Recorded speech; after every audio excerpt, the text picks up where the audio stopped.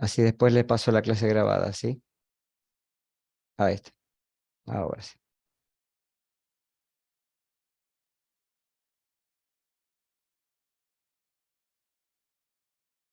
Bien.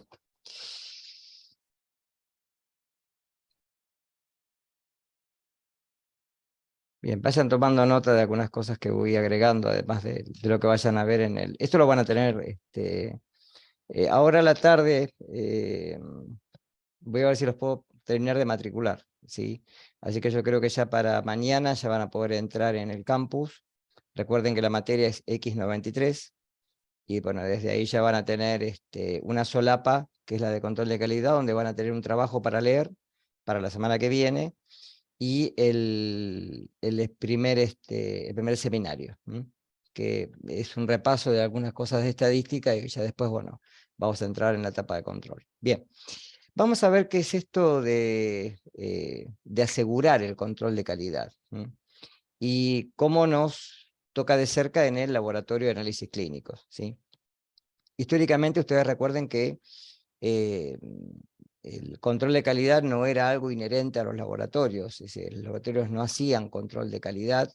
Ya en la década de los 80 y 90 se empezó a implementar algún esbozo de control de calidad interno, y recién en el año 2000 se instaura el primer congreso argentino de la calidad en los laboratorios de análisis clínicos, ¿sí? Como una propuesta de la Fundación Bioquímica Argentina, y como algo que ya tenía que ser, yo ya les dije, no obligatorio, pero sí los laboratorios tendrían que empezar a participar de un control de calidad externo, ¿sí? Cada laboratorio obviamente hacía su propio control de calidad interno, en forma a veces rutinaria, a veces no. Esto quiere decir que no se realizaba todos los días, sino que se hacía cuando se verificaba que alguna técnica o alguna determinación estaba fuera de control, ¿sí? Ustedes recuerden que la robotización hizo de que justamente el control de calidad sea algo cotidiano, antes de que aparecieran los autoanalizadores. Por ejemplo, los de química clínica. La única forma de poder controlar los equipos era con los estándares, es decir, no había otra forma, no había controles. Uno sí podía hacer un control de calidad interno haciendo pools de sueros, eso se hacía también, por ejemplo, para la parte de hemostasia, para coagulograma, pero obviamente siempre en una fase en la cual uno tenía solamente un rango de valores para poder medir, que era generalmente el rango en el cual estábamos dentro de los valores de referencia y no fuera de ellos. Si ustedes recuerden que hoy, ahora cuando lleguemos a la parte de controles, vamos a ver que hoy podemos tener varios niveles de controles, al menos 2, ¿sí? Lo lógico sería tener 3 niveles de controles. Y esto hace de que uno pueda asegurar la calidad dentro de todo el espectro de no solo el valor de referencia, es decir, no solo lo que uno podría decir donde el paciente no se encuentra en ningún estado patológico, sino por fuera de él. ¿Queda claro esto? Bien. Ahora, ¿qué es esto de asegurar el control de calidad? ¿Por qué asegurarlo? Bien. Primero, las definiciones que rezan sobre el control de calidad están bajo una normativa que depende de las normas ISO, ¿sí? Que estos estándares internacionales hacen de que se pueda asegurar no solo el control de calidad para los laboratorios clínicos, sino para cualquier tipo de implemento que uno vaya a utilizar. ¿Sí? Por ejemplo, si uno utiliza una cinta métrica, ¿sí? Para poder medir una habitación, ¿sí? O una mesa o lo que sea, eso tiene que estar bajo normas ISO. Ustedes recuerden que para todo lo que sea unidades de medida tenemos patrones internacionales que rigen para cualquier tipo de medida. Por ejemplo, si yo quiero medir el tiempo, ¿cuál es la unidad internacional en la cual se mide el tiempo? A ver, vamos un poquito para atrás. ¿En qué medimos el Minutos, tiempo? Comunidad internacional estoy hablando, segundos. en segundos, exactamente. Si quiero medir longitud, ¿en qué está la unidad internacional? ¿En qué unidad de medida? Metros. El metro. ¿Sí? El metro es la unidad internacional, que fue cambiando, ustedes recuerden, antes era una barra de oro iridio que estaba guardada, etcétera, y ahora se toma como la distancia entre dos núcleos. Es decir, va cambiando la unidad de medida a medida de que el hombre, obviamente, encuentre implementos con cual hacer la medición con una mayor exactitud, ¿sí? Una mejor precisión. Ahora, asegurar la calidad es parte de un proceso de gestión. Ya vamos a llegar, ya al final de esta asignatura, antes de que ustedes hagan el trabajo digamos, de recopilación de datos y poder hacer un trabajo de gestión, qué es lo que uno tiene que hacer para gestionar la calidad en el laboratorio, ¿sí? Y esto está orientado, ni más ni menos, en que hay ciertos requisitos que se tienen que cumplir. Esos requisitos, obviamente, están nomenclados y están dados en normativas. Vamos a ver que una normativa es un documento escrito que está consensuado por una organización internacional y que obviamente llega a nosotros a través de los organismos que nos rigen en este momento. Por ejemplo, la Fundación Bioquímica Argentina es la que está encargada de gestionar la calidad para los laboratorios de análisis clínicos de todo el país. Para esto vamos a ver que tiene un programa de evaluación de calidad externa, que es lo que uno denomina comúnmente el PEC, el Programa Externo de Evaluación de Calidad, ¿sí? Ese programa es el que, vamos a ver, envía ciertas muestras a los laboratorios que se someten al programa, ¿de acuerdo? Porque dijimos que no era obligatorio, ¿sí? Para poder evaluar, ¿sí? Justamente el control de calidad externo, no el interno. El interno es propio del laboratorio. El externo únicamente se evalúa con una acreditación externa, que puede ser el PEC o puede ser otro, ¿sí? Ahora, fíjense que el aseguramiento del control de calidad no pretende detectar errores, ¿sí? O corregirlos, ¿sí? Sino que lo que quiere hacer o lo que pretende hacer es alcanzar objetivos que están mucho más allá de esto. ¿Por qué? A ver, supongamos que yo hoy en una corrida diaria, ¿sí? Que estoy haciendo análisis de rutina, ¿sí? Por ejemplo, para muestras para análisis de HIV, ¿sí? Por ejemplo, por un método de ELISA. Yo detecto que una partida que llega al laboratorio, después de evaluar 100 pacientes, me ha detectado una cantidad muy alta de falsos positivos, ¿sí? ¿Qué tendría que hacer yo en ese caso? Vamos a suponer que yo después de trabajar 15, 20 días, detecto con un censo estadístico de que gran parte de los resultados que yo informé eran falsos positivos. Primero, ¿cómo me doy cuenta? Y segundo, ¿qué, digamos, qué puedo hacer? Porque acá es detectar un error, ¿no? ¿Y cómo lo corrijo? Primero, ¿cómo lo detecto y cómo lo corrijo? A ver qué se les ocurre.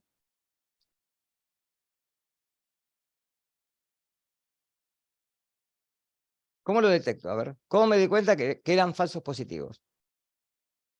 Vamos a empezar por ahí. Así entendemos un poquito lo que dice ahí abajo.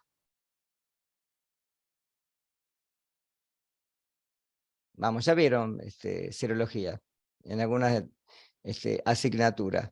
La prueba de ELISA para HIV, ya tienen idea cómo se hace. Entonces, yo detecto que de esos pacientes tengo, por ejemplo, un 40% de falsos positivos. ¿Cómo lo detecté? ¿Cómo me di cuenta que esos pacientes no estaban enfermos y yo informé en el ELISA que estaban enfermos? ¿Qué les parece? Por ahí porque hiciste alguna otra metodología que era tipo confirmatoria y que ahí te dieron negativos. Porque una ELISA, ¿qué es? ¿Una prueba confirmatoria o una prueba de screening o tamizaje? No, era de screening, tipo de Es de tamizaje. screening, es de tamizaje, ¿sí? Entonces yo con esa prueba detecté que tal paciente era HIV positivo. Con una prueba posterior, que tiene que ser mucho más específica y menos sensible, detecté que evidentemente había falsos positivos. Bueno, ¿cómo lo corrijo? ¿Qué harían ustedes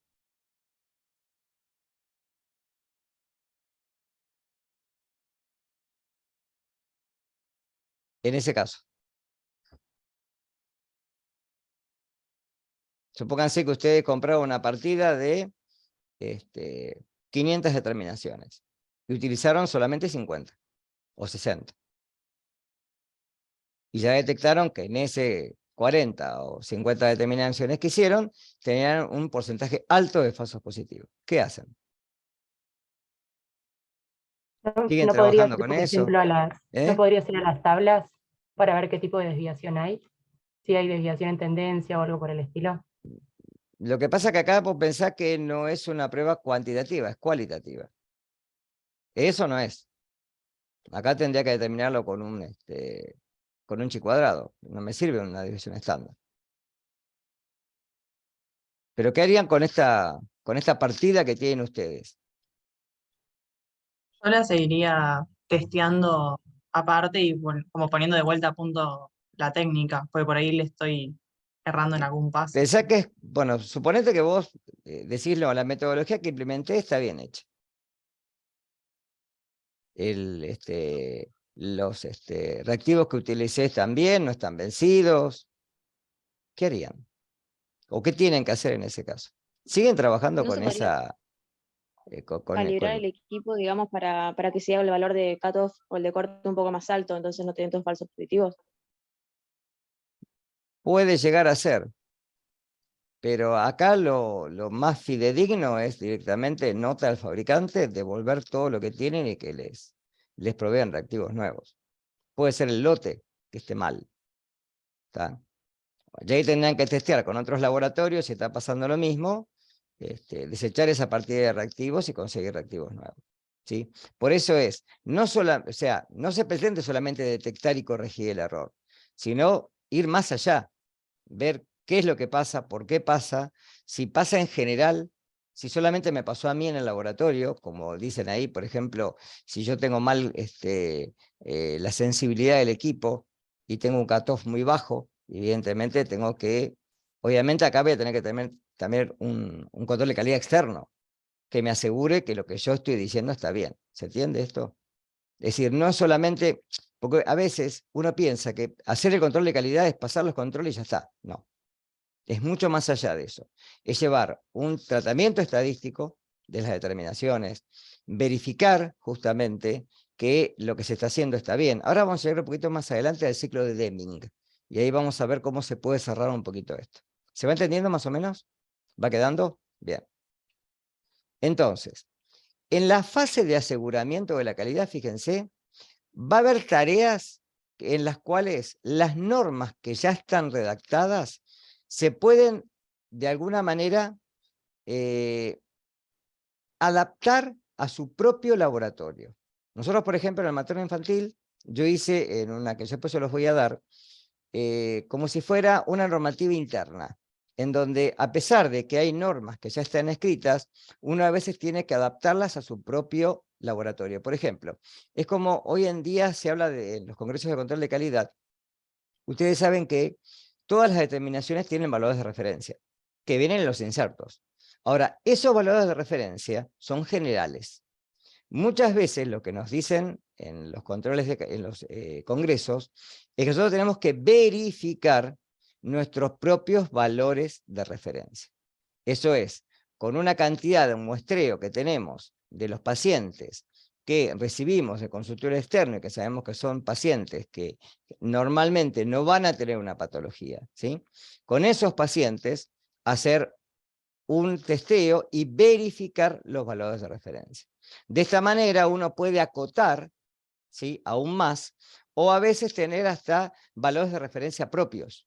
Por ejemplo, a veces puede pasar que cierto grupo etario que nosotros tenemos en el laboratorio y que concurre normalmente, no está incluido dentro del valor de referencia para ese analito. Por ejemplo, eso nos pasó con embarazadas. ¿Qué pasa? ¿Qué ocurre con las embarazadas, por ejemplo, con la fosfatasa alcalina? De acuerdo al trimestre de embarazo. ¿Qué pasa?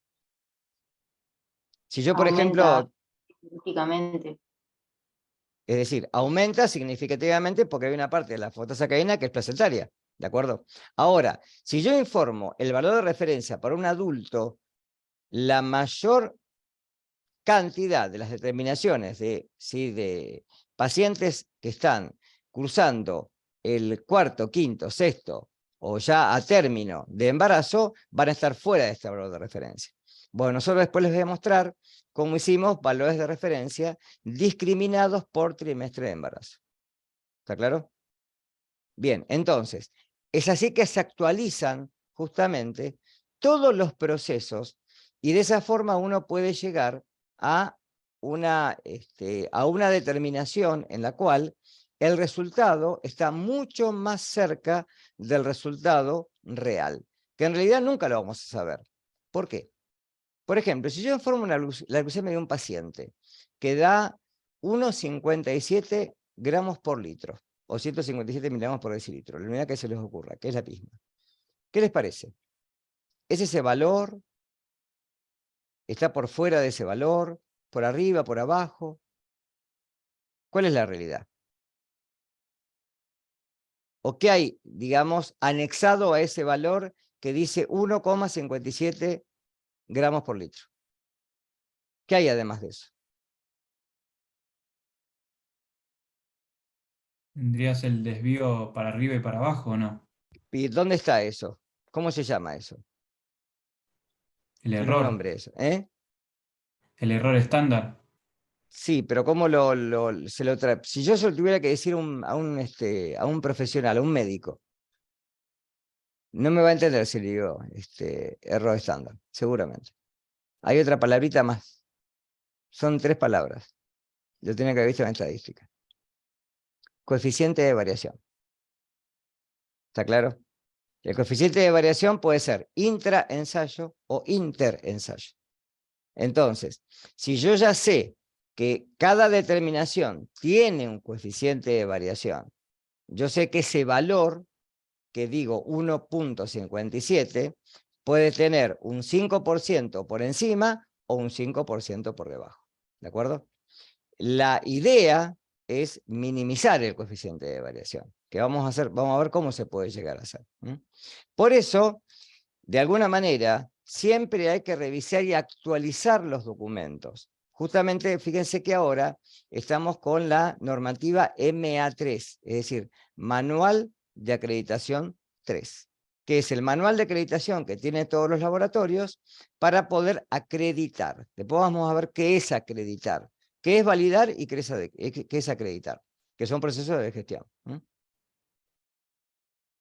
Ahora, mientras que de alguna manera el control lo vamos a limitar a cómo se está cumpliendo ese nivel de control, por ejemplo, las reglas de las cartas de Levi-Jennings que yo les comenté la clase pasada. Asegurar el control de calidad va mucho más allá, como les decía hoy, porque lo que tenemos que hacer es poder jerarquizar el control de calidad a fin y al cabo de que podamos inferir de que la determinación que estamos implementando tenga el mínimo error posible, esté más cerca de lo real y que tenga el menor desvío posible, ¿sí? A ver, cuando uno tiene una determinación, puede pasar de que el resultado sea preciso. Que sea preciso, ¿implica que sea exacto? ¿Vieron alguna vez esto de los blancos? Cuando uno le dispara con un arma de fuego, se ve mucho en balística eso. Yo puedo disparar con un arma de fuego, ¿sí? Y pueden ser disparos muy precisos, pero no quiere decir que den en el blanco, que den en el centro. ¿Está claro? ¿Eso qué indica? Que tiene un bajo ¿qué? Que lo dijiste recién, una baja desviación. Coeficiente de variación, preciso, O sea, la desviación estándar es son muy precisos baja. entre sí. ¿Sí? Está pegando siempre en el mismo lugar o muy cerquita, pero lejos de ¿dónde? Del centro. Es decir, que son resultados que son precisos, pero son inexactos. ¿Está claro? ¿Se pueden corregir esos errores? ¿Qué les parece?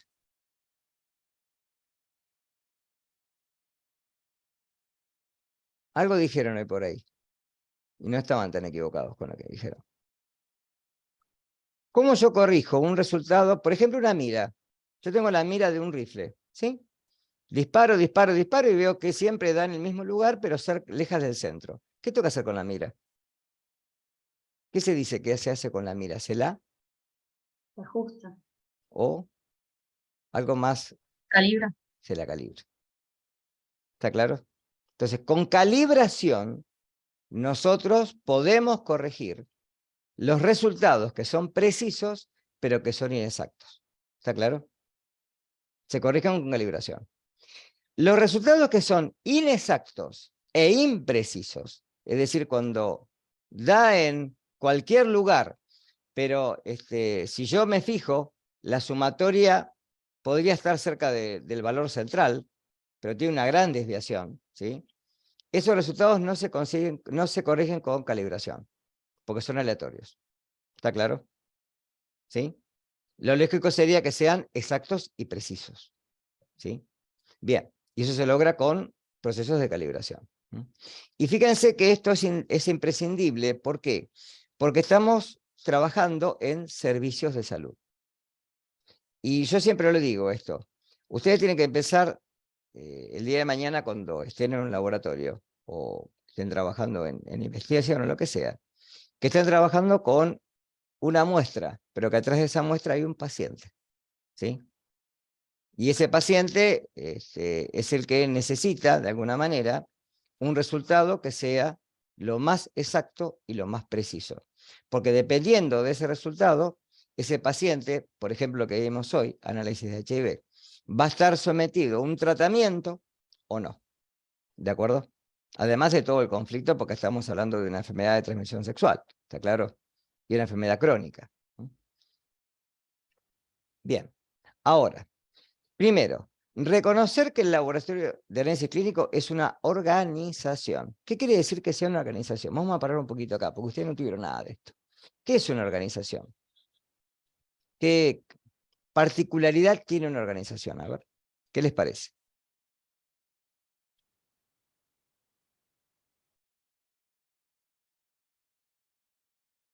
¿Por qué decimos que el laboratorio es una organización? Toda organización tiene que tener misión, visión y valores. Esas tres cosas. Búsquenlas después, por favor. Lo que es de una organización, la misión, la visión y los valores. ¿De acuerdo?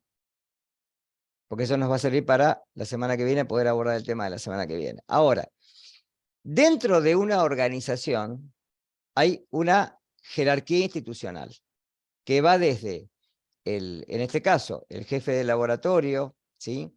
El encargado técnico, etcétera, hasta los que generalmente van a efectuar distintas tareas.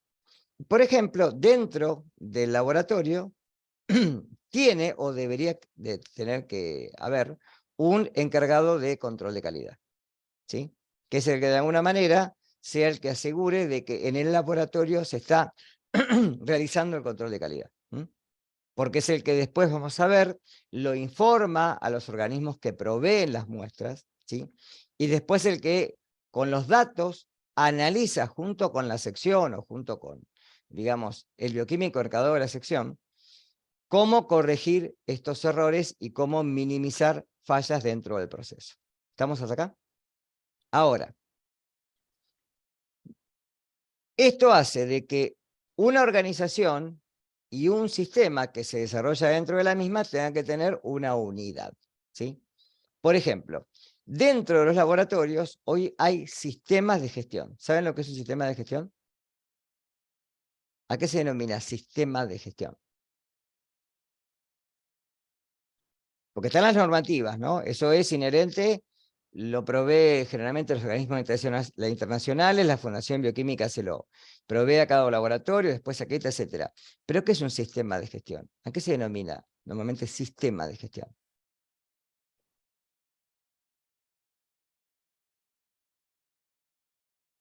¿Con qué trabajamos hoy normalmente en los laboratorios? Supongamos que es un laboratorio que tenga un volumen de muestra de 400, 600 pacientes por día.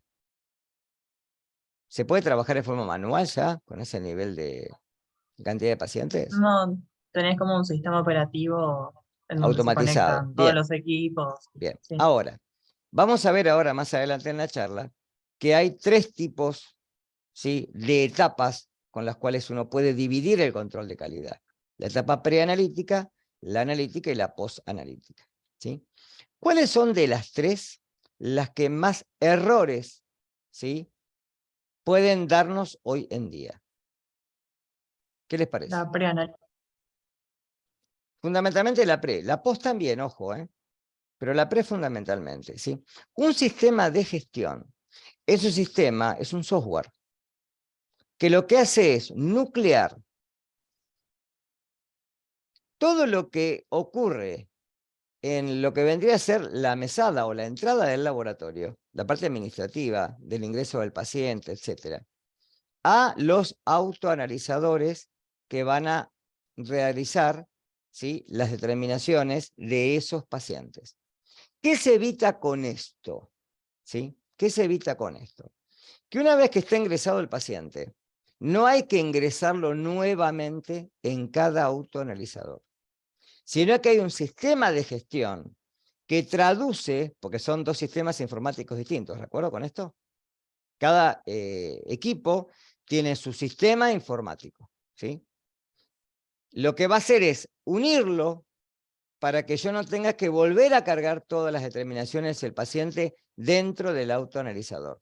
Y luego, una vez validado, va a devolver esa información a la mesa de entrada, ¿sí? Después vamos a llegar a todas estas etapas a ver cómo se cumplen y cómo se aseguran, ¿sí? Relacionar al paciente que concurre al laboratorio y a su médico como elementos de la organización son inherentes a la organización, ¿sí? El paciente es el que concurre al laboratorio a buscar, de alguna manera, ¿sí?, un resultado que sea fidedigno. Y el médico solicitante es el que, de alguna manera, va a ser el nexo entre el paciente y el laboratorio para arribar a un diagnóstico, siempre y cuando, por ejemplo, porque no es la única forma de diagnóstico esta, ¿no? Queda claro esto. El laboratorio es uno de los servicios que, de alguna manera, ayudan al profesional a poder llevar un diagnóstico, ¿sí? Pues también tenemos diagnósticos por imágenes, etcétera. ¿Está claro esto? ¿Sí? El laboratorio muchas veces, ¿sí?, nos sirve como referencia no solo para el diagnóstico, ¿sí?, sino para tratamiento y para seguimiento del paciente. Por ejemplo, enfermos renales, ¿sí? A un paciente con una insuficiencia renal crónica, primero lo diagnostico, después puedo ver cómo evoluciona la enfermedad, y si la enfermedad no evoluciona favorablemente, voy a poder predecir a qué momento ese paciente va a estar sometido a trasplante renal. ¿Se entiende esto? Bien. Ahora, por eso hay que responsabilizar, ¿sí?, a cada uno de los efectores del laboratorio en la tarea que le sea competente.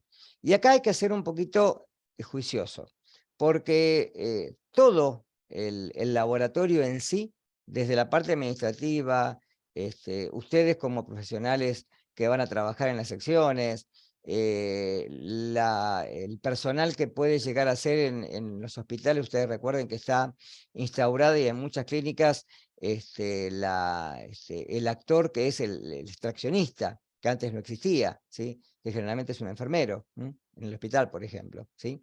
Y cada uno es un actor principal que vamos a ver que tiene que estar capacitado para poder efectuar la tarea. De ahí que una parte del control de calidad sean las jornadas de capacitación. Muy importantes porque justamente actualizan a todos los actores del laboratorio cuáles son las determinaciones que se están realizando, de qué forma, cómo se implementa. Por ejemplo, nosotros cuando hacíamos en el hospital el análisis para seguimiento del paciente diabético, se hacía hemoglobina glicosilada, ¿sí? Generalmente nosotros al paciente le adosábamos aparte una fructosamina. ¿Saben para qué es la fructosamina? ¿La escucharon alguna vez? ¿O qué es? La hemoglobina la tienen que tener muy a conciencia porque es la fracción de la hemoglobina que por una cuestión de demanda, ¿sí?, porque hay mayor cantidad de glucosa en sangre, se glicosila en el Golgi. ¿Y cuál es la fructosamina? ¿A qué se le llama normalmente fructosamina? Era Es como el conjunto de proteínas que se podían glicosilar, glicosilar. pero ¿Cuál por exceso de principalmente? glucosa, claro. ¿Cuál principalmente? ¿Cuál es la proteína mayoritaria en el albúmina. plasma? ¿La Albúmina. Albúmina. albúmina. Entonces, generalmente la fructosamina es la fracción de la albúmina que se glicosila, que generalmente me da una idea de en 3 semanas, ¿sí?, cómo está ese paciente llevando sus glucemias, ¿sí?, a través de un prorrateo de 3 semanas. En la hemoglobina glicosilada yo sé que tengo más o menos un periodo de 120 días, que es lo que dura generalmente la vida de los eritrocitos. O sea, tengo 2 puntas como para ver el seguimiento de un paciente. Entonces nosotros generalmente a los pacientes pediátricos que le pedían hemoglobina glicosilada le adosábamos en forma propia, ¿no?, sin informárselo al médico, ¿no?, salvo que, bueno, haya alguna cuestión de que lo llamáramos al médico y le dijera, tengo tal paciente, tengo talos valores, mira, ¿le cambiaste la medicación? Porque a veces pasa, que una me sigue dando alta, está claro esta, pero que la otra se está normalizando, porque como las dos tienen distintos periodos de seguimiento, puede pasar esto. O a veces condice de que si tengo una hemoglobina glicosilada alta, una glucemia en ayunas alta, y uno espera una fructosamina también alta, tienen que estar las 3 de la mano. ¿Está claro esto? Se va entendiendo más o menos porque uno hace esos seguimientos que son per se, ¿sí?, que no tienen a veces que ver con el profesional, sino con un seguimiento propio para ver el control de calidad interna. Bien. Y integrar obviamente el concepto de la mejora continua, que es esto que venimos hablando hace unos años atrás, de que ahora vamos a ver las etapas de control de calidad, que no solo es cuestión de ver los errores al final de la, digamos, de la corrida, sino hacer una mejora, como les decía recién, de que si yo estoy evaluando que hay determinaciones que están por fuera, ¿sí?, del valor esperado, yo tome acciones correctivas antes de que esas opciones, ¿sí?, me ocasionen un grave riesgo contra la salud del paciente. ¿Está claro esto? De ahí que se habla de calidad total, no solamente calidad en el proceso o calidad generalmente en la condición, sino calidad en todo el proceso, desde que la muestra llega al laboratorio hasta que se informa el resultado. Todo es importante. Bien, ¿qué es calidad? Esto es lo que dice la norma ISO 9000-2000. Grado en que un conjunto de características inherentes a la organización, o sea que dependen y están dentro de la organización, cumple con las necesidades o expectativas establecidas, que pueden ser explícitas o implícitas. Entonces, la entidad es la organización que brinda un producto o servicio. En este caso, ¿quién es? El laboratorio de análisis clínicos, ¿sí?, ya sea de forma particular o de forma pública, ¿sí?, dependa del Estado o sea de forma privada. En un laboratorio que tenga 10 muestras por día o que tenga 400, no importa. Necesidad o expectativas establecidas, ¿sí?, son las que la organización están dadas y requeridas por quien recibe el servicio. En este caso, ¿quiénes son? El médico o el paciente. Para la ISO es el cliente. Yo una vez me acuerdo que dije esto y me lo tomaron mal. No tomen al paciente como un cliente, porque uno habla de la palabra cliente y ya ve la fase monetaria atrás. No. Cliente es porque es el que va a necesitar el producto, ¿está claro? De ahí que se habla de cliente. Porque esto deriva de normativas internacionales. Cuando uno las traduce a veces suena mal, pero está hablando justamente del paciente o del médico solicitante, que son los que necesitan de alguna manera resultados del laboratorio. Y las implícitas, que son las que de alguna manera en forma mínima se tienen que dar supuestas y no tienen que estar especificadas. Por ejemplo, que ustedes tengan un título otorgado por una universidad y que esa universidad esté de alguna manera facultada por la CONEAU, que es la que certifica a las universidades para poder emitir títulos de grado, ¿está claro? ¿Sí? Que, por ejemplo, si voy a hacer una extracción, desde lo más grande a lo más chico, ¿sí?, que voy a romper el nylon que cubre la jeringa y voy a sacar la aguja en el momento adelante del paciente, ¿sí?, para que él lo vea. Y explícitas, que de alguna manera las que los médicos van a solicitar. Por ejemplo, en algunos casos, que se brinden los valores de referencia, que en algunos casos que haya, ¿sí?, auditorías internas y externas. En muchos servicios hoy en día se informan, por ejemplo, los resultados y van directamente al piso. Eso es una ventaja porque el médico automáticamente ya puede ver el resultado, ¿está? Entonces, generalmente esto hace de que el resultado llegue lo más rápido al médico solicitante y que el paciente pueda ser tratado en forma oportuna. ¿Queda claro hasta acá? ¿Dudas hasta acá? ¿Alguna pregunta? ¿Ninguna? Bien. Un poquito de historia. No me voy a meter mucho en esto, pero para que vean un poquito lo que era. Antes del año 1900, en la segunda revolución industrial, no había control de calidad. Ustedes piensen una cosa. ¿Qué es lo que trajo aparejado la revolución industrial? Vamos un poquito para atrás. ¿Qué es lo que trae aparejado históricamente la revolución industrial? ¿Qué cambios trajo a nivel socioeconómico y cultural la revolución industrial? Vamos. ¿Qué les parece? ¿Qué pasaba antes y qué pasaba después de la revolución industrial?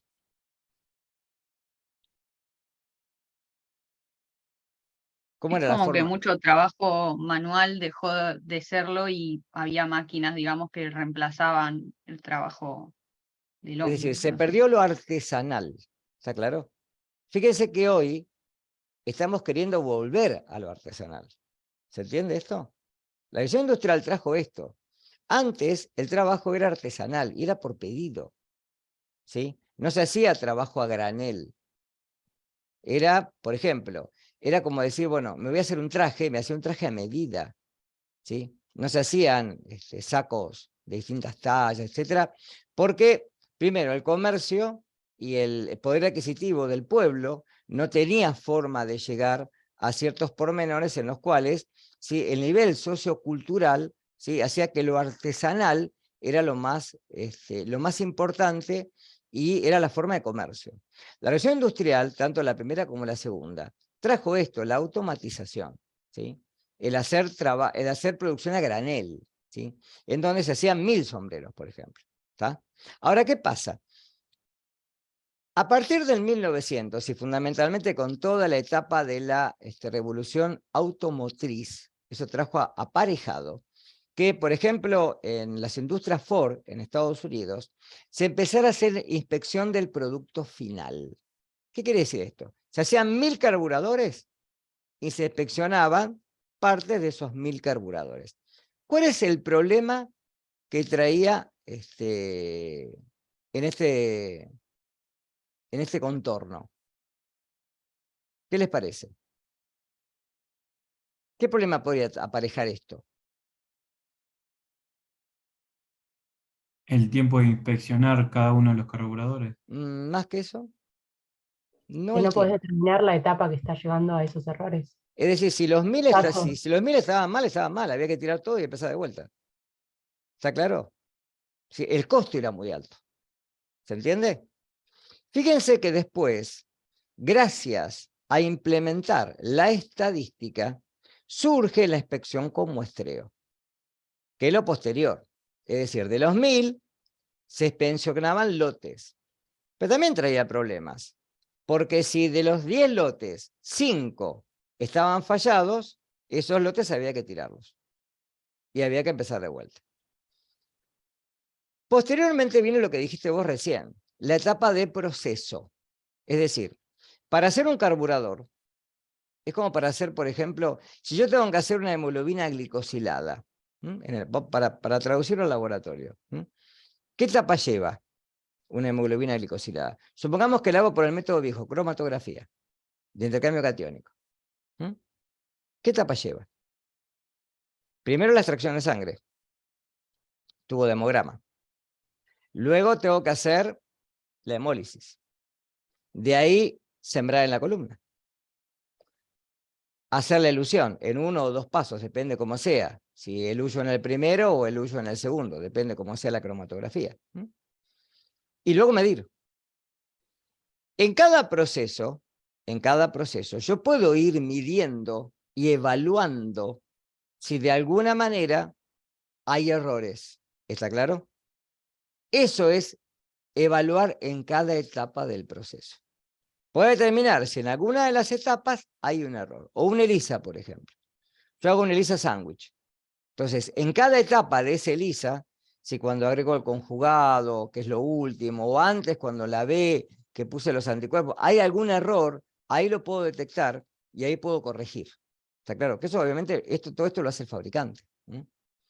Ahora, fíjense que recién en 1946 existe la innovación de una creación de un comité de normativas a través de justamente el modelo japonés. El modelo japonés se ve mucho en los autos japoneses. En la revolución industrial, ¿sí? Fíjense, desde Ford hasta el advenimiento de la industria automotriz japonesa, que es la que revoluciona el mercado a partir prácticamente del año 50, es cuando comienza de alguna manera a evaluarse el proceso en cada etapa para justamente no llegar a la etapa final y tener que empezar todo de vuelta. Y tener que, obviamente, echar todo por tierra. Acá sería hacer todas las determinaciones de vuelta. Bien. Surge después, a partir de los años 50, es la etapa de prevención. En la etapa de prevención, no solo se testea cada etapa, sino que se testea, además de cada etapa, se ponen muestras consenso, ¿sí? Para verificar si en cada etapa hay errores. Son testigos. Por ejemplo, ¿cómo se puede hacer en el laboratorio hoy en día? Ustedes en una guardia están haciendo el trabajo de todo el día y ponen controles en el medio de la guardia, ¿sí? A la mañana ya se pasaron controles, por ejemplo, para química clínica, ya le testearon. Pero ustedes en el medio, digamos, de la tarde, tiran una muestra ciega, a ver qué da. ¿Sí? Entonces ahí están haciendo un control y una etapa de prevención, porque van a prevenir que, por ejemplo, a las 10 de la noche, que no se dieron cuenta, informen a glucosa que no corresponde con el valor que tendría que dar. ¿Está claro esto? Y a partir del 2000 es cuando surge recién la etapa de control de calidad evaluando la calidad total. Que acá se tiene muy en cuenta la opinión y el criterio que tiene justamente no solo el laboratorio, sino la parte externa, que en este caso puede ser el mismo paciente o el médico solicitante. ¿De acuerdo? Es decir, cada actor hoy de todo el proceso es el que opina y el que tiene injerencia y tiene que ver dentro del proceso total. Por eso hoy no se nuclea solamente. Por ejemplo, a ver, vamos en un caso distinto. Educación. La CONEAU, ustedes saben que es la organización a nivel nacional que evalúa las universidades, tanto privadas como estatales, ¿sí? Y es la que acredita y le da validez a la universidad o a la escuela para poder emitir una cierta certificación que es un título, tanto de pregrado como de grado como de posgrado, ¿sí? Ahora, no sé si alguna vez les pasó dentro de la carrera que a ustedes les hicieran preguntas de cómo los evaluamos los docentes, de, por ejemplo, si se les toman exámenes, si los exámenes son orales, si son escritos. ¿Se les ha hecho alguna consulta de este tipo en toda la carrera? Bueno, esa evaluación la hace el CONEAU. Porque no solo nos verifica a nosotros, sino que verifica, porque por ejemplo, nosotros nos piden los parciales que les tomamos a ustedes. ¿Por qué? Porque certifican, por eso siempre digo que el parcial es un documento, certifica que ustedes rindieron parte de la asignatura en una evaluación parcial. ¿Queda claro esto? ¿Se entiende por qué la calidad total? Que no solo tiene que ver con una parte de la organización, sino con el todo en sí. ¿Queda claro? Bien. Entonces, para esto, obviamente, en el laboratorio, ¿sí? Y con el correr de los años, se detectó que había mucho individualismo. No sé si alguna vez escucharon cada maestro con su librito. ¿No han escuchado dentro de la carrera? Bueno, eso generalmente pasaba, ¿por qué? Porque no había normativas, no había nada escrito. Entonces, el que venía decía, bueno, sí, pero yo la glucemia en vez de hacerla con el eritro, en vez de ponerla vertical la pongo 45. Y en vez de dejarla 1 hora, la dejo media hora. ¿Está bien eso? ¿Qué les parece? Opinen, vamos. No, la idea es que todos sigan un mismo procedimiento que está consensuado para poder comparar mi Está resultado claro. con el de otro lado. ¿Se entiende esto? ¿Sí? Porque, por ejemplo, a ver, una glucemia manual, ¿sí? ¿Cómo se realiza? ¿Cómo hace una glucosa manual? ¿Cuánto de reactivo? ¿Cuánto de muestra? Que puede ser suero, plasma, líquido cefalorraquídeo, etc. A ver, vamos a repasar un poquito. Estamos hablando de la glucemia, algo sencillo. ¿Cuánto utilizan?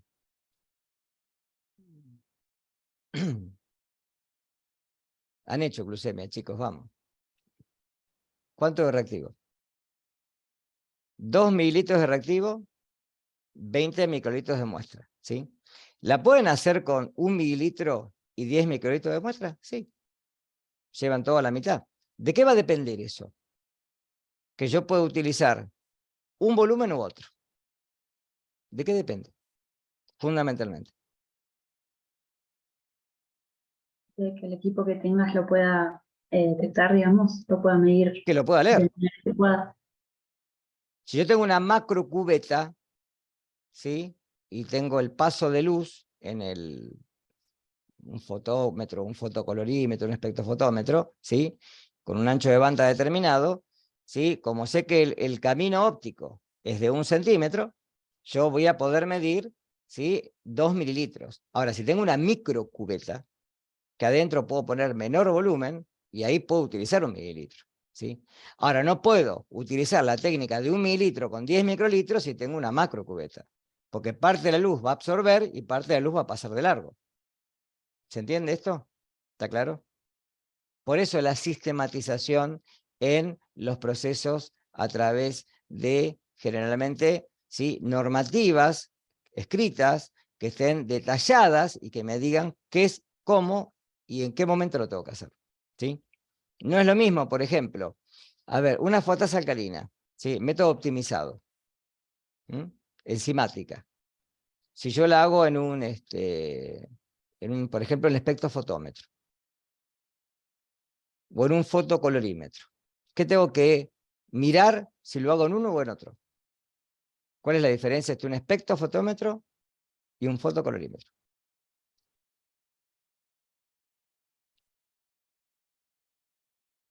Que tiene que ver con la falta de método de abajo, ¿eh? Por eso lo estoy preguntando. Ustedes han visto que en las determinaciones, por ejemplo, dice 410 nanómetros o de 400 a 420. ¿Por qué me dice eso? ¿Por qué les parece que me dice eso? Es un ejemplo burdo, ¿eh? Depende de cualquier cosa. ¿Pero por qué les parece que me dice eso? Si yo utilizo un espectrofotómetro, puedo elegir longitudes de onda. En cambio, si utilizo un fotocolorímetro, no. Tengo filtros. Entonces ahí tengo un filtro definido, que si cae dentro del rango, ¿sí? Bueno, leeré todo a esa misma longitud de onda, el blanco, el estándar y las muestras, no voy a tener error, porque por eso cada determinación tiene una longitud de onda con un pico en donde tiene un máximo y un mínimo. Obviamente, fuera de ese rango no puedo medir. Dentro de ese rango, sí. Con un espectrofotómetro yo elijo el pico superior, porque sé que ahí voy a tener, digamos, la mayor sensibilidad analítica. Pero si no, elegiré un filtro que esté dentro de ese rango. ¿Queda claro? ¿Está? Obviamente desorden, esto pasa mucho cuando faltan estos sistemas de gestión que yo les decía hoy, ¿sí? Cuando uno, por ejemplo, utiliza el tubito con el papelito abajo del tubo, como cada muestra, ¿sí? Donde no hay un rótulo para los tubos, y las improvisaciones. Eso es lo peor, ¿sí? Por ejemplo, cuando uno dice, no, pero yo en vez de ponerle 2 mililitros al frasquito de hemograma, le tiro un poquito así y le pongo 1. No. ¿Está claro? Eso es improvisar. Eso no se debe de hacer. Y obviamente corregir los errores cuando se puedan corregir y cuando se vean. Hay errores que son aleatorios que vamos a ver que se determinan, pero que no se pueden corregir. Los errores aleatorios, chicos, no se pueden corregir. Nosotros no los podemos corregir, ¿sí? Puede el técnico venir, cambiar una lámpara, cambiar un filtro, vamos a ver el tema de válvulas y esto, pero los errores aleatorios no se pueden corregir desde el punto de vista operativo. ¿Sí? Es algo que uno tenga mucha experiencia en el equipo y sepa cómo poder corregirlo, si no, no. Buscar resultados que están perdidos, esto es muy común cuando no hay sistema de gestión. Cuando viene el administrativo y nos dice, vino la paciente desde hace un mes y necesita el resultado. O a veces pasa, en los hospitales es muy común, en los hospitales privados también, pero es más raro, que venga una orden judicial por un caso y que me pidan, por ejemplo, una BRL de una paciente. Y yo tengo que tener registro. Vamos a ver que tener registro de tanto tiempo, porque es un tema de ley. Tengo que tener todo en archivo y no solo en archivo digital, lo tengo que tener en papel, impreso. ¿Estamos? Descubrir qué cosas no se hacen a tiempo. Por ejemplo, muestras que de alguna manera no llegan a la sección. Es muy común cuando uno trabaja en un hospital que a veces cuando el paciente tiene lo que se dice una vena difícil, no hay venas difíciles, ¿sí? Hay extracciones que son complejas, pero no hay vena difícil. Entonces generalmente sí, no se colocan en los tubos correspondientes y pasa que a veces hay que ir a buscar una muestra de hemogramas. Ya nos vienen con el papelito y nos dicen, esta muestra está en hemogramas. Y el tema es el siguiente, depende de lo que le pida al paciente. Yo estoy en química clínica, ¿sí? Y me pide una rutina que tiene hepatograma, glucemia, urea, creatinina, calcio, fósforo, magnesio y ácido úrico. ¿Sí? Y me dicen, bueno, este paciente no alcanzó, era una mujer con unos brazos muy, muy gordos, una mujer con una obesidad mórbida importante, y le pudimos sacar esto y el frasco, el tubo tenés que ir a buscar los hemogramas. Tenés que esperar a que hagan el hemograma para poder centrifugar la muestra. Bárbaro, listo. ¿Qué pasa con esa muestra? ¿Qué cosas pueden pasar con esa muestra? Vamos a empezar por el principio. A ver. Así vamos corrigiendo errores. ¿Se acuerdan más o menos lo que les dije, no? Hepatograma, glucemia, urea, creatinina, calcio, fósforo, magnesio, ácido úrico. ¿Qué me va a pasar con esa muestra? Hemolizada. No, suponte que la muestra está bien, ¿sí? Pero la muestra va primero a hemogramas y después yo la tengo que ir a buscar, después que la procesen y la traigo a mi sección. ¿Qué cosas pueden pasar? A ver. Podría pasar que la conserven mal, por ejemplo. No la van a conservar. La muestra de hemograma, ¿dónde va? Va a un rotor donde circula para que se homogeneice y cuando le llegue el turno la van a pasar en el equipo para hacer el hemograma y el hemocitómetro y después yo voy a ir, mira, está la muestra 1574 que está el paciente, sí, toma, acá la tenés. Bueno, ¿qué cosas pueden haber pasado con esa muestra? Y que yo estoy seguro que voy a tener problemas. Y el anticoagulante, por ejemplo, para hacer el hemograma, que es Sí. Z, no A ver, ahí está el cerca en algo. ¿Con qué? ¿Con qué me va a interferir? Con el calcio, si hay que Sí. determinar calcio. ¿Qué más? A ver, ¿de qué te dije? Hepatograma, calcio, fósforo, magnesio, glucemia, urea, creatinina, ácido úrico. Con el calcio, seguro. ¿Con qué más? El calcio no lo voy a poder informar. La pregunta es ¿por qué?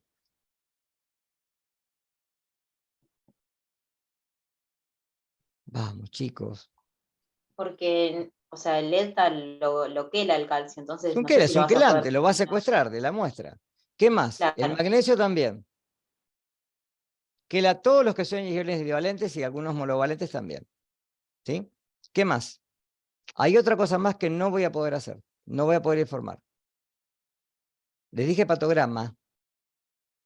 ¿Qué tiene el hepatograma? Mínimamente. GOT, IGPT, ¿Y qué más? fosfatas alcalinas. Ah, ¿y la fosfatas alcalina qué es? tampoco se va a poder Ah, hacer. Magnesio necesitaba- dependiente. Tampoco la voy a Claro, poder necesitaba mejorar. magnesio. ¿Está claro? ¿Y qué más? Hay una cosita más que me hace ruido ahí. ¿Qué pasa con la glucemia? Porque yo no estoy seguro que me la va a dar enseguida la muestra. Puede que pasar se va a una degradar hora, con una hora y el tiempo. media. Se va Las a degradar, células entonces están el volumen consumiendo baja. glucosa. ¿Está claro? ¿Se entiende esto? ¿Se va entendiendo más o menos dónde estoy haciendo hincapié en la asignatura? ¿Sí? A pesar de que por ahí suena un poquito quisquilloso ahora. Pero el tema es que para hacer el control de calidad hay que ser esto, hay que ser quisquilloso. Hay que ser crítico. Hay que ver dónde están los errores. O dónde están los posibles errores. Hay que buscar la falla. ¿Está? Por eso verificar resultados en los que no se confía, acá tienen uno. ¿Está? O por ejemplo, como les decía hoy, tengo una fructosamina de un paciente que me da totalmente dentro del valor de referencia. Glucosa en ayunas, perfecta. Y la hemoglobina glicosilada me da por encima del valor de referencia. ¿Se acuerdan más o menos los valores de hemoglobina glicosilada? Hasta en porcentaje, no importa en milimoles. 7,5 puede ser. No, más bajo, hasta 6. ¿Sí?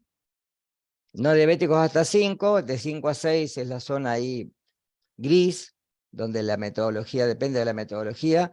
Por encima de 6 ya son pacientes diabéticos. Hasta 8 se dice que el tratamiento es bueno. Por encima de 8 ya hay que instalar el tratamiento nuevo. ¿Está? O están fuera de tratamiento. Supongamos que tengo una hemoglobina glicosilada de 9,5 en porcentaje. La fructosamina, que es hasta 200, me da 170. Y la glucemia en ayunas me da 0,87 gramos por litro. ¿Qué puede haber pasado con este paciente? Porque ahí yo tengo justamente esto. Un resultado en lo cual no estoy confiando, que es la hemoglobina glicosilada.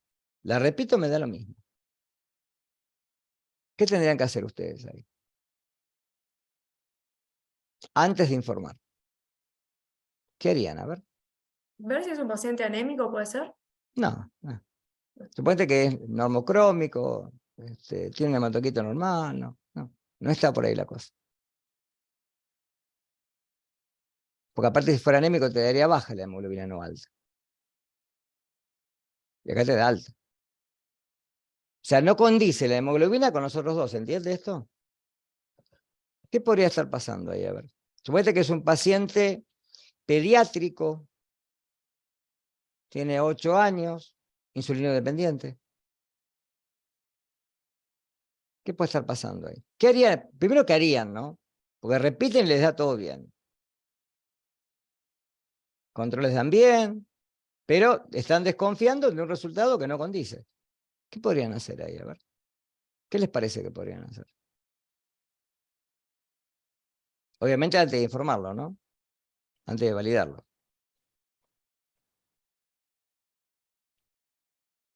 Y supongan trabajando en el hospital, en el materno, en la sección. Van, buscan la orden, ven el nombre del paciente, qué sé yo, en el diagnóstico dice diabetes, mellitus, qué sé yo, etcétera. ¿Qué les parece que podrían hacer? Ahí tienen que llamar al pediatra y decirle, mira, tengo tal paciente que tengo esto, esto y esto. ¿Se condicen los resultados? O si no, hay que tomarle una nueva muestra. Y el médico le puede decir, no, lo que pasa es que este paciente, yo hace unos 15 días, 20, le cambié el tratamiento. Le aumenté las dosis de insulina. Le cierro un poquito más ahí. Venía con glucemias altas. ¿Sí? Y ahora tiene ya, con la insulina, supongamos que, vieron que los pacientes pueden recibir 2 tipos de insulina. Una de acción rápida y una de liberación prolongada. Entonces, supongamos que le cambia el tratamiento. Es muy complicado a veces instalar el tratamiento de insulina en un paciente. Es muy complicado porque además el exceso de insulina puede traer hipoglucemia. Entonces a veces los médicos generalmente tratan de ser muy juiciosos con esto. Entonces puede pasar. Si el médico ya me deja tranquila con esto, lo informo. Porque él me está dando la severidad de que ese resultado es de confianza. ¿Se entiende esto? Pero nunca informar por informar. Nunca informar porque sí, está todo bien y lo informo. No. ¿Está claro? ¿Se va entendiendo? Bien. De ahí rectificar y trabajar, o retrabajar en el caso de, por ejemplo, que haya recalibrar, o por ejemplo, como les decía hoy, verificar una partida, un lote. Si ese lote es defectuoso, verificar si hay otros laboratorios que tengan la misma condición. Y trabajar en conjunto. Y obviamente, bueno, a veces hay que pedir disculpas. Pasa eso. Pasa. Ya después vamos a tener algunos. Por eso trabajar en equipo, el trabajo en equipo es lo mejor que pueden hacer. Siempre utilizar un método, como dijimos hoy. Ser ordenados en el trabajo. Y obviamente normatizar y capacitar. Esto es hoy las condiciones que nos exigen los organismos externos que tenemos que tener.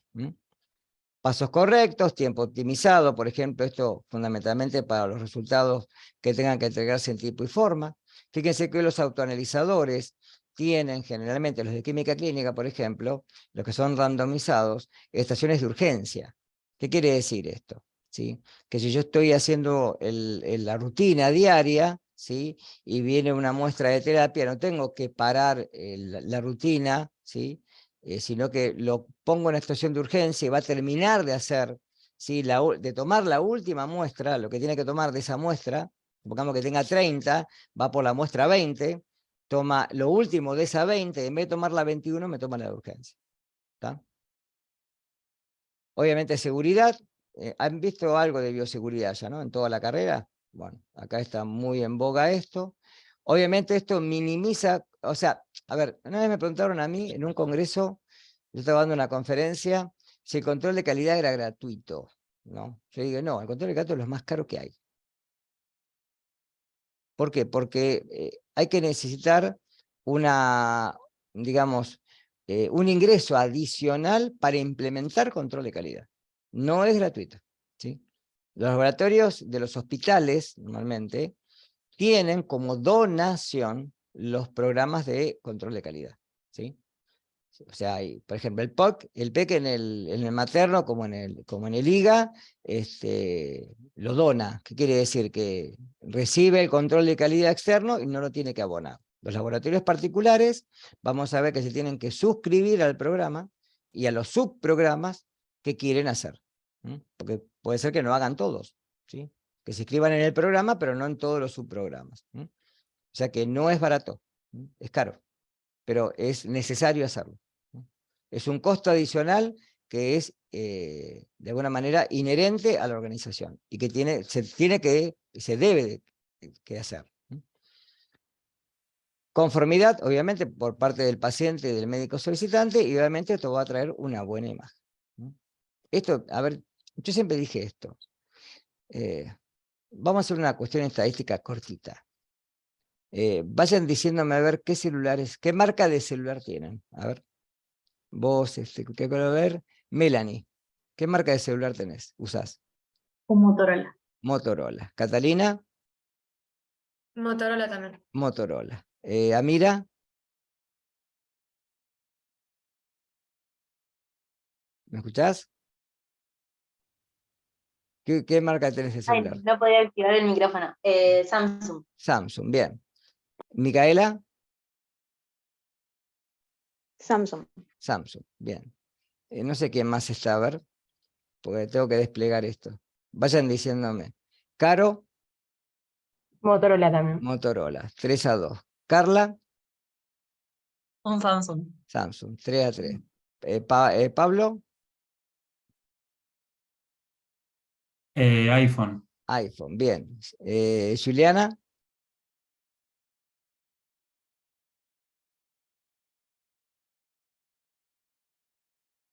me falta Juliana y no sé si alguien más. Y Keila, a ver, ¿están ahí? Yo tengo Motorola también. Bien. ¿Y Juliana?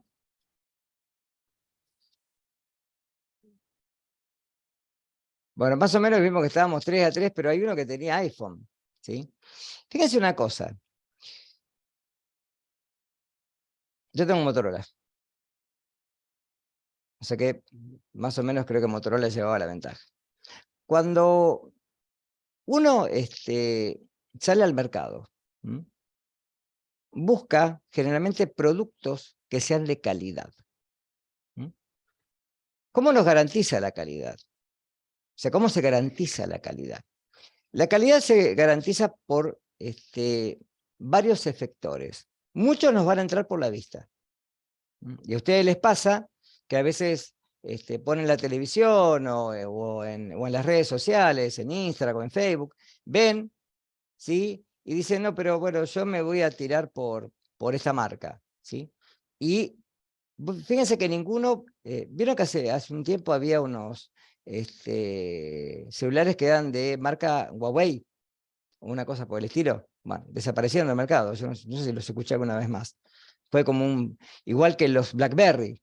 BlackBerry fue una moda en un momento, y después desaparecieron, no se vieron más. Y esto es una buena imagen. Fíjense que de los pocos que estamos acá, la mayoría apuntamos a los celulares que están más arriba en lo que es mercadotecnia, ¿sí? Ustedes piensen que pasa en la trastienda del laboratorio. ¿Cómo el laboratorio puede garantizar esto? A ver qué les parece. Ustedes entran a un laboratorio. ¿Cómo ustedes se dan cuenta que es de buena confianza, que tiene buena imagen? ¿Qué tendrían que ver? A ver. Que esté limpio, por ejemplo. Por ejemplo, ¿qué más? Que veas todo ordenado, que la gente sea educada en cómo te trata. ¿Qué más? También que concurra mucha gente, o sea, que sea como, no sé cómo explicarlo, pero eso, que vaya a hacerse análisis ahí mucha gente. También, ¿qué más? Que te atiendan rápido. También. Fíjense que todo lo que me están diciendo está metido ahí adentro, ¿eh? Que tengan guantes, ¿sí? Que la capacitación va a hablar lo que dijeron recién, que sean educados, que te pregunten bien si estuviste en ayunas, cuánto tiempo de ayuno, ¿sí? Y que la extracción sea lo menos dolorosa posible, etcétera, ¿sí? Que tengan un certificado donde diga que están suscritos a un programa externo de evaluación de calidad. Todas esas cosas, ¿sí? Que esté, por ejemplo, marcado el que muchos están, ¿no? Ustedes cuando van al médico, por ejemplo, ¿qué encuentran en el médico? A ver. Van a una consulta en clínico. Cuando entran al consultorio, ¿qué encuentran? El título colgado del médico. Exactamente. Él o los. Pues capaz que es un médico especialista, ¿sí? Entonces encuentra el título de grado, el de posgrado, la especialidad, la residencia, etcétera, ¿sí? Entonces, esto hace a la imagen. ¿Se va entendiendo? Y fíjense cómo, no sé si alguna vez vieron esto. ¿Se acuerdan de física? ¿Algo? ¿Se acuerdan de trayectoria, distancia, desplazamiento? ¿Se acuerdan algo de eso? ¿Qué era la trayectoria? ¿Qué era la distancia? ¿Qué era el desplazamiento? Cuando uno dice la trayectoria es una línea imaginaria. Es como una mosca que hace todo esto. Estaba acá, hizo todo esto y terminó acá, ¿sí? Entre este punto y este punto es el desplazamiento. Es un vector. Todo lo que hizo en el aire es la trayectoria. Ahora, fíjense que hay varias maneras de llegar a un mismo lugar, ¿sí? La más corta, obviamente, o la que más, que es un vector, es el desplazamiento, o sea, es el camino más corto para llegar. El tema es que a veces tenemos que ver desde este punto a este punto cómo llegar, ¿sí? Y aparte lo tengo que visualizar. Que esto es lo que yo les preguntaba recién con la misión del laboratorio. ¿Qué es lo que el laboratorio quiere hacer? ¿Sí? ¿A qué quiere arribar? Que para esto obviamente se tiene que poner ciertas metas, ¿sí? Atender cierta clase de pacientes, tener, por ejemplo, a veces, por ejemplo, el laboratorio de una clínica, ¿qué les parece? ¿Va a atender solamente la parte asistencial? No. Tiene que atender además todo lo que es lo que vendría a ser internación, con lo cual tiene que disponer el personal todo el día. Muchas veces personal que trabaje de noche, que a veces puede hacer guardia pasiva o activa. O sea, estar dentro de la clínica, dormir ahí, o lo llaman cada vez que lo necesitan. ¿Está claro esto? Que a ustedes les puede pasar también esto. Entonces, el tema es, desde este punto, ¿a dónde quiero llegar? ¿Qué tipo de laboratorio quiero ser? ¿Cuánta es la demanda que quiero tener? ¿Cuál es la finalidad? ¿Sí? Y eso se hace con esto, con el ciclo de Deming. El ciclo de Deming, que no es el único, no es la única estrategia, ¿no? Pero es la más utilizada. Es un ciclo que se llama ciclo PDCA. El ciclo parte de primero planificar, que es lo que yo les estoy diciendo. Es decir, ¿qué es lo que yo quiero conseguir? Acá defino qué acciones de mejora o qué acciones voy a generar para poder realizar una determinación o un número o una cantidad de determinaciones, ¿sí? Esto va a hacer que, dependiendo de justamente la organización del laboratorio, decida qué tipo de laboratorio quiere llegar a tener. ¿Está? Una vez que se planifica, ¿sí? Estamos en el do, que es realizar lo planificado, o sea, ejecutar las acciones o por lo menos simularlas. Hoy se utiliza mucho esto, ¿no? Yo hace poco hice un curso de simulación médica. ¿Por qué se utiliza mucho eso? ¿Qué les parece? Por ejemplo, en medicina se utiliza muchísimo hoy en día. Y ustedes lo podrían usar en el laboratorio. ¿En qué se podría utilizar esto? ¿Algún ejemplo? Supongamos que yo quiero formar extraccionistas. ¿Sí? ¿Qué tenía que hacer primero? Como proyecto de planificación.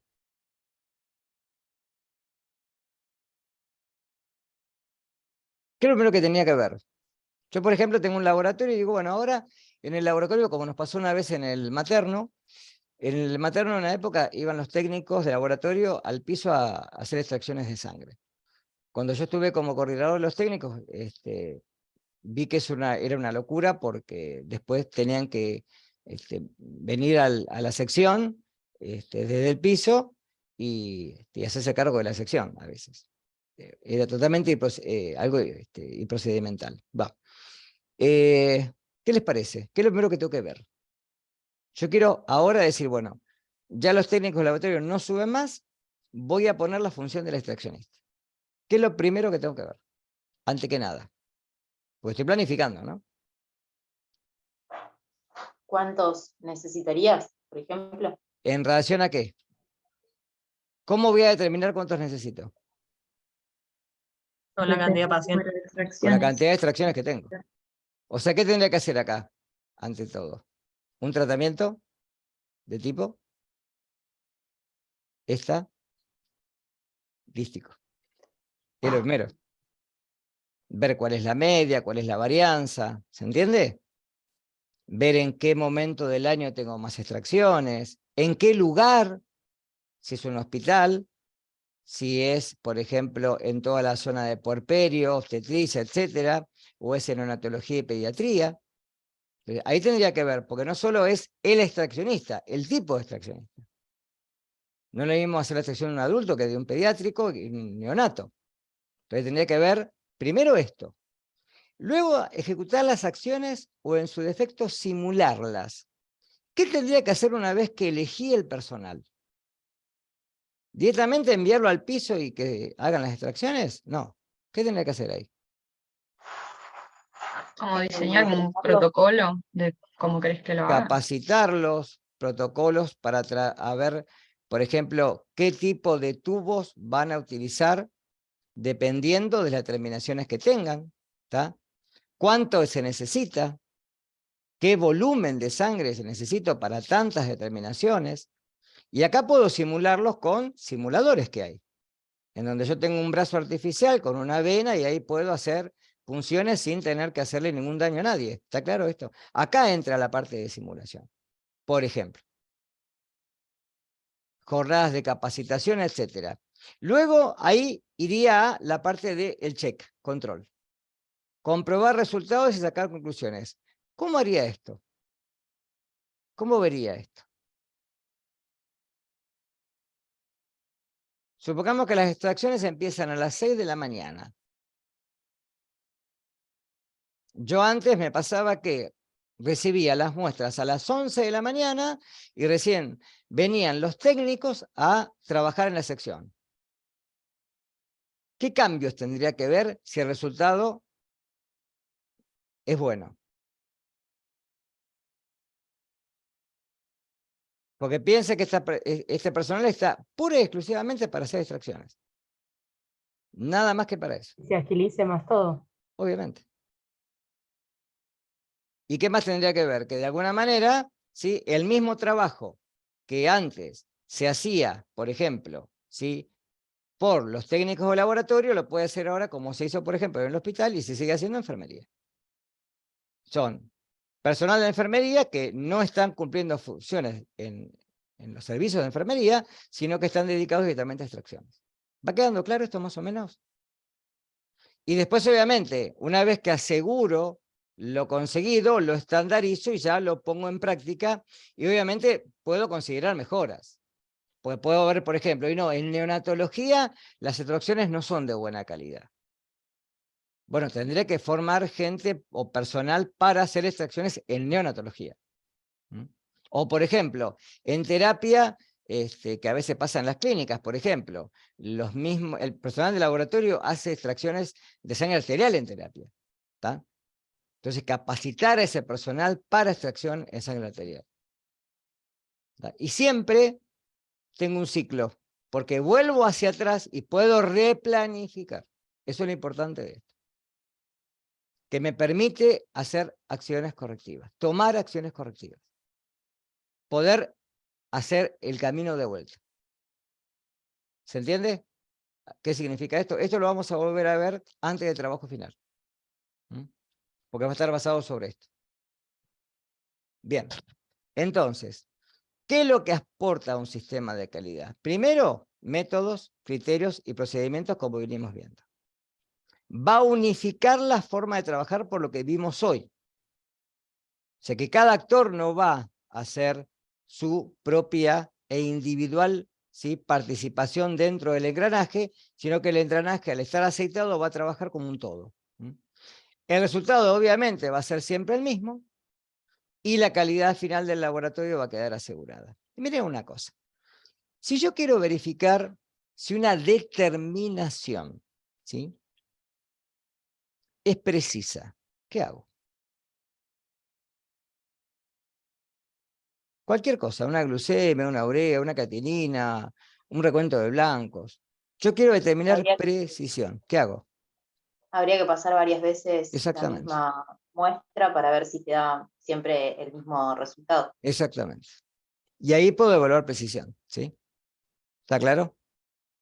Entonces, si yo, digamos, lo hago, porque uno dice siempre, lo tengo que procesar con el mismo operador, van a ver que en los insertos dice eso, con el mismo operador, en el mismo equipo y bajo las mismas condiciones. Porque basta una pequeña condición que yo cambie para que cambie el resultado final.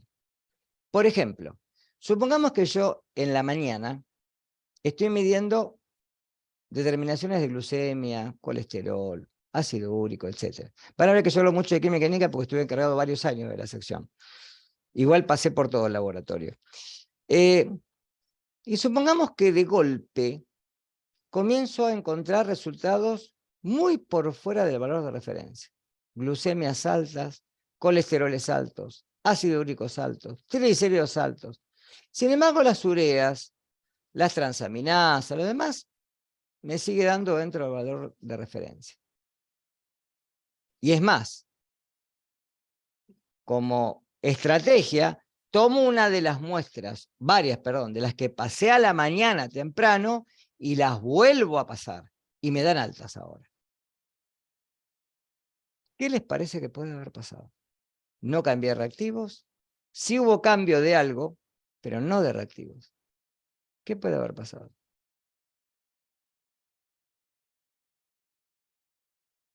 ¿Qué puede estar afectando a las determinaciones? Piense qué tipo de metodología es glucemia, colesterol, triglicéridos, ácido úrico. ¿Qué tienen en común?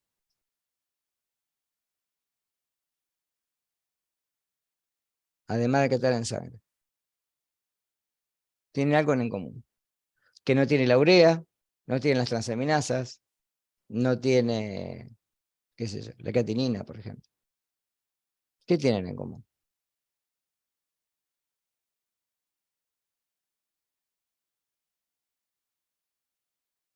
¿Les suena Trinder como metodología? ¿Qué era Trinder? Generaban una quinolinina roja, ¿no? Es decir, lo que daba era una reacción que a través de una oxidasa, glucosa, colesterol, cualquiera, me daba primero la formación de peróxido de hidrógeno. Ese peróxido de hidrógeno, ¿sí? reacciona con generalmente un activante que puede ser la 4-aminoferazona en medio fenólico y me da una quinolona o una quinonimia color rojo, ¿sí? Pero fíjense que acá estoy diciendo que forma peróxido. ¿Qué pasa si cambié el agua destilada? Cambié el bidón de agua destilada. Es lo único que cambié. ¿Qué puede tener el agua destilada? Que yo agarro un tubito con reactivo de glucemia, por ejemplo, sin ponerle nada, tomo el bidón de agua destilada con una pipeta de 20 microlitros, tomo 20 microlitros, lo pongo, lo agito y se pone rojo. ¿Qué puede haber pasado? Y lo huelo y ya me detecta el olor, ¿qué es lo que está pasando? ¿Qué podía tener el bidón? Supongan que es un bidón rellenado, ¿no? Que no es agua destilada esta que se compra industrialmente. Es un bidón que va abajo a la farmacia y de ahí me suben el agua destilada que viene de la calle en los camiones grandes. ¿Qué puede haber tenido el bidón?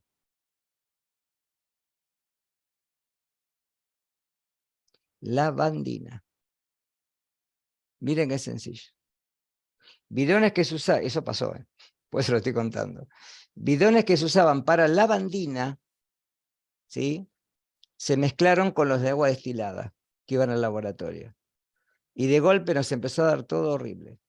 Y pensamos primero que era la lámpara, hasta que nos dimos cuenta que era el agua destilada.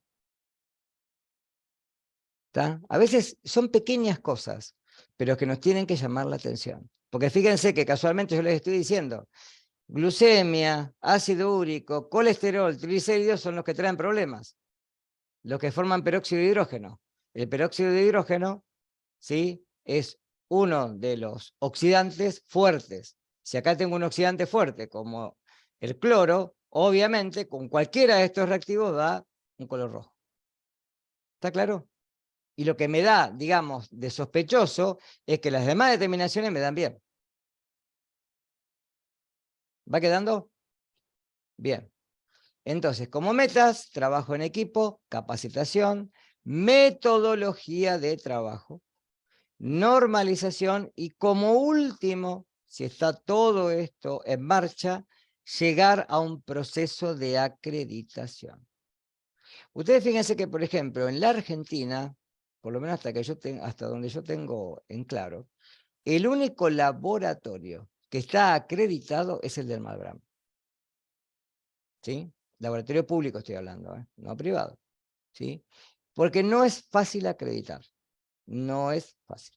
Hay que tener mucha conciencia de equipo, hay que capacitar mucho a todo el personal y hay que validar las técnicas una por una. Por eso no es fácil. Hay muchos laboratorios que acreditan validan, cierta cantidad de técnicas y acreditan una parte, pero no todo el laboratorio. Y después los logros, obviamente pasos concretos, tiempos, como dijimos, optimizados, costos acotados, bueno, conformidad y buena imagen, lo que vimos hoy. Y acá lo que habíamos dicho hoy, control por etapas. A ver, que uno divida el control por etapas es a los fines prácticos. ¿sí? Es decir, dónde comienza una etapa y dónde termina. ¿Dónde comienza la etapa preanalítica? A ver, ¿quién me lo puede decir? ¿Dónde comienza la etapa? No escucho. Las indicaciones que se le da al paciente sobre toma de muestras. Exactamente. Ahí comienza la etapa preanalítica. Porque si yo no doy buenas indicaciones al paciente, el resultado posterior no va a ser fidedigno. ¿De acuerdo? Es decir, una vez que el paciente ingresó al laboratorio, con la orden, ya la recepción de la orden, el tratamiento, el trato con el paciente y las indicaciones son la primera fase. Obviamente después viene que el paciente concurra al laboratorio con, digamos, lo que se le ha indicado, que puede ser orina de 24 horas, materia fecal, etcétera, ¿sí? Y ahí se le hace o no, si necesita, una extracción de sangre, ¿está? Puede ser una extracción de sangre, una toma de muestra, lo que sea. Una vez que tenemos esto, ¿dónde termina la etapa preanalítica? ¿Termina ahí, con la extracción? ¿Qué les parece? Una vez que hice la extracción, ¿qué tengo que hacer después? O sea, termina cuando el bioquímico recibe la muestra, ¿no? O sea, después de haberla conservado o si hay que trasladarla, antes de empezar con los análisis.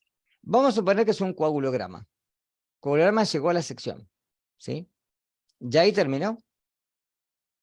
¿O me falta algo más?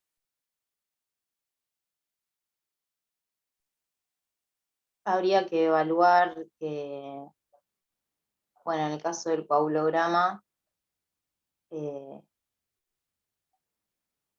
sea, o sea, que la muestra sea adecuada, que esté en buenas condiciones. Supongamos que sí. ¿Cómo me di cuenta de eso? ¿Qué tengo que hacer para procesar? Tipo, el anticoagulante con el que te mandaron la muestra es la adecuada, si está bien Supongamos que el tubo enrasado, está bien, pero ¿qué tengo que hacer antes de procesarlo? pasar los controles en el equipo. No, con la muestra me estoy refiriendo. O sea, a ver si está coagulada o ¿Y hemolizada. cómo si hago para ver si está tiene algo. coagulada? ¿Qué tengo que hacer, chicos? Lo ¿Cómo se hace? movés y lo ves, tipo a la luz. Ah, lo muevo así, está bien. Pero ¿qué tengo que hacer inmediatamente? Una vez que llegó a la sección, ¿cómo lo proceso? Las centrifugas. Ah, ahí está la cosa. Lo tengo que centrifugar. ¿La centrifugación es preanalítico o analítico? La centrifugación.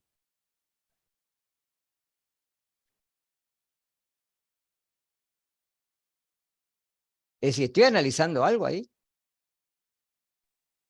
No, Es preanalítico.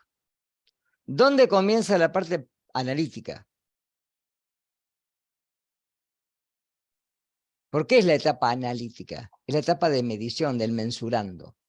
Es cuando mido. Una vez, claro, Una que la vez que muestra lo ya ingresa al coloqué en el equipo. equipo. Cuando lo coloqué en el equipo y lo estoy midiendo, ahí comenzó la etapa analítica. No antes. Todo lo anterior de cualquier muestra es preanalítico. ¿Está claro? Todo es preanalítico. Obviamente, en la etapa analítica, uno puede previamente verificar ciertas fallas a las cuales a la muestra no la va a someter a análisis. Si yo un coagulograma, ya cuando lo centrifugo, ¿sí? Veo que tiene un hermoso coágulo, porque tiene una malla de fibrina, no lo voy a hacer. Entonces no entra en la etapa analítica. ¿Se entendió? Porque siempre hay errores. Se piensa que la etapa analítica comienza cuando ya el tubo llegó a la sección y yo estoy en posición de hacerle algo. No. La etapa analítica, es de medición. Solamente afecta a la medición y no a otra cosa. Y termina con la medición. ¿De acuerdo? Por eso la etapa post-analítica es la etapa del informe. Que es lo que uno llama hoy validación. Porque no es solamente informe. En el informe uno tiene que verificar valores de referencia, en qué grupo etario está. Por ejemplo, en el caso de hormonas, en qué etapa del ciclo menstrual está, por ejemplo, en progesterona. Entonces, toda digamos, esa parte es la etapa post-analítica, donde ya está medido, pero yo lo voy a circunscribir a cierto grupo etario en el cual lo voy a informar. ¿Se entendió? ¿Quedó claro? Entonces, ¿ven? Etapa preanalítica, recepción del paciente, toma de muestras, tratamiento de las muestras. Acá también está la derivación, ojo, y es muy importante, porque muchos laboratorios, le diría muchos de nuestra ciudad y de todo el país y del mundo, derivan a otros laboratorios. ¿Por qué? Porque, por ejemplo, no tienen la suficiente cantidad de muestras para hacer HIV por Western blot, por ejemplo. O Chagas por las dos metodologías que son sugeridas por el Estado. Entonces, capaz que ellos hacen una y derivan parte para que otro laboratorio haga la otra. ¿Se entiende? Entonces, acá hay que tener mucho cuidado, porque acá hay que ver cómo se envían las muestras, en qué tipo de pack, ¿sí? Las condiciones de bioseguridad, etc. Que el laboratorio que recibe la muestra reciba toda la información del paciente, etc. Que no haya derrames, bueno, todo lo que ya vieron en lo que es bioseguridad. La etapa analítica es la etapa de equipamiento y de ensayo, directamente. No hay otra cosa acá. Y la posanalítica, validación, informe y obviamente lo que les dije hoy, perdón, pero no veo nada por el sol. El archivo, que es muy importante. Y acá obviamente tiene mucha injerencia el liderazgo, los valores, los recursos humanos, porque generalmente esto también es inherente a la organización, y los recursos, como les dije hoy, económicos. No escapan de esto. Vamos a ver dos tipos de controles de calidad externos, ¿sí? Una es el Programa Externo de Evaluación de Calidad, OPEC, y otro que yo les voy a mencionar es el control del Ministerio de la Provincia por el del Ministerio de Salud de la Provincia de Buenos Aires, ¿sí? Estos dos controles, con los cuales trabajé yo durante muchos años, ¿sí? Son los que utiliza tanto el materno infantil como el IGA, como el SEMA, ¿sí? Para poder evaluar justamente la exactitud. Recuerden esto. El control de calidad externo ve precisión. El control de calidad externo verifica la exactitud. ¿Cuán lejos estamos del valor, ¿sí? Que tiene que ser el valor central? Funcionan distintos, ya vamos a ver cómo funciona cada uno de ellos, ¿sí? Pero lo que permite es la detección de fuentes de variabilidad, obviamente. Por eso generalmente nos van a informar un desvío estándar, que a veces puede ser porcentual, etc. Y generalmente esto me da el pie para mejora continua, para que yo pueda... Ahora, tiene un problema estos controles, ya los vamos a ver. Que el problema es cuando yo recibo el resultado. Que a veces el resultado se recibe muy a posteriori y no me da, digamos, lugar a que yo ya haya corregido errores, si es que yo no los detecto de antemano. Permite cuantificar obviamente errores que son sistemáticos, identificar también los aleatorios, posibilita obviamente validar el nivel de inexactitud, como les dije recién, y es indispensable para todo lo que es las fuentes de inexactitud analítica.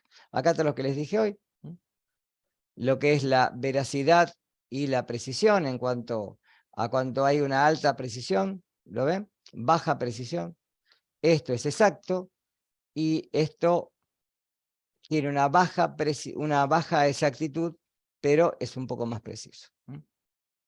¿De acuerdo? Y finish por hoy. Voy a cortar esto. Bien. Esperen que corto acá. A ver si tengo... Esperen que quiero abrir. Bueno, después les voy a dejar un documento para que lean para la semana que viene. La luz me está matando la vista y me da justo en la computadora. A ver si me pongo... No, por más que me ponga de costado va a ser lo mismo. No, peor. No, me está dando justo el sol y encima no tengo cortina, nada para... Ahí está. Ahí está. que lean para la semana que viene. Y les voy a dejar ya el primer seminario, ¿sí? Para que empiecen a evaluar un poquito lo que tienen que revisar de estadística, etc. ¿Qué más? Bueno, nos encontramos el lunes que viene, también 16:30, y bueno, vayan recabando. Ahora, yo el documento se los voy a dejar en la plataforma, pero por si no pueden entrar, se los voy a subir al WhatsApp también, ¿está? Así lo tienen en en los dos lugares para poder imprimirlo y tenerlo. ¿Está claro? ¿Sí? Bueno, ¿preguntas? Yo creo que deben tener muchísimas, porque les hice volar la cabeza desde toda la carrera, de que empezaron hasta ahora. Pero bueno, vayan repasando cosas, porque aparte, como después van a tener el espacio de la práctica, no sé si ya la están cursando, la cursan el cuatrimestre que viene. Lo que es prácticas de laboratorio. Algunos nos anotamos para ahora, Está bien, está bien. pero no sé si todos. Bueno, yo estoy en Porque el estamos cuatrimestre que viene, en esa asignatura. Hay muchas cosas que les van a servir, ¿sí? Para esa asignatura. Muchas preguntas de las que estoy haciendo ahora. Así que bueno, nos vemos Tengo la una semana consulta. Sí, decime. El seminario entonces lo tenemos resuelto para el lunes. Empiecen a resolverlo, sí. Van a poder resolver, creo que hasta el No ejercicio sé si yo había entendido mal. 5 más o menos, 6 lo van a poder resolver. Ya de ahí les voy a tener que dar letra yo. La semana que viene vamos a empezar a trabajar con Excel ya, ¿sí? Así que fíjense de tener el Excel instalado en las computadoras, cualquier Excel, ¿sí? Del 97 para arriba funcionan todos, porque vamos a trabajar mucho con Excel, ¿sí? Como herramienta para solucionar problemas estadísticos. Va a ser algo más sencillo que el SPSS o Ustedes usaban el R, creo, en estadística, ¿no? ¿Puede ser? ¿Se escucha? ¿Se fueron todas? Hola, hola.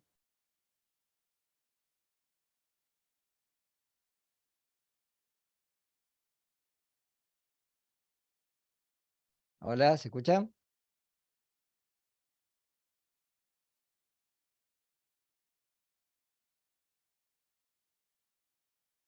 Hola, hola, ¿se escucha? Se fue sola, no sé qué pasó. Sí, hoy pasó Ahora lo sí, mismo. sí, Sí, se hoy pasó lo había mismo. tildado. No, les preguntaba si en estadística había usado el R, el programa de software R, o qué usaron. ¿Se acuerdan? Allá lejos Ay, de se hacer. cortó de nuevo. Se tildó, sí. ¿Se ve ahora? Hola, hola. ¿Están ahí?